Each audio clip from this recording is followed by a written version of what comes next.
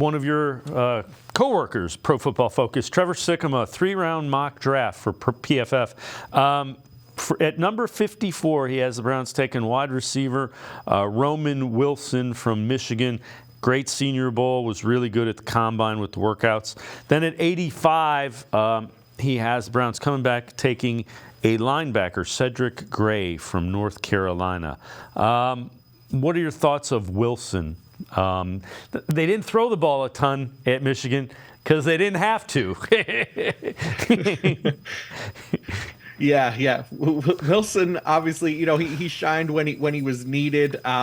I think it's an interesting fit. I don't know if I'd be interested to know what Browns fans feel, but I don't know if like round 2 is the spot where I necessarily want to get a wide receiver unless there's somebody that falls that it is a really good bargain there. But Wilson, I think, is fine. I think that's a good option, but I kind of like maybe round 3 and later for them. I like Javon Baker out of Central Florida. I think he's potentially could be one of those explosive playmakers that they can add, and somebody that doesn't necessarily have to be a year 1 contributor for the team, but down the road, potentially as soon as next year, right when decisions need to be made for guys like Cooper and Judy and even Elijah Moore, I'm fine kind of taking a shot just a little bit later.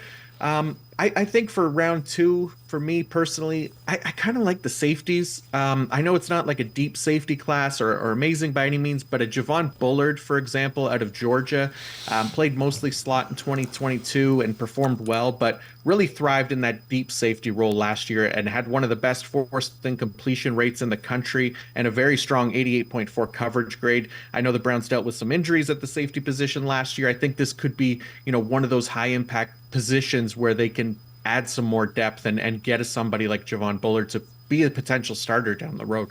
Your thoughts on Gray, linebacker out of North Carolina?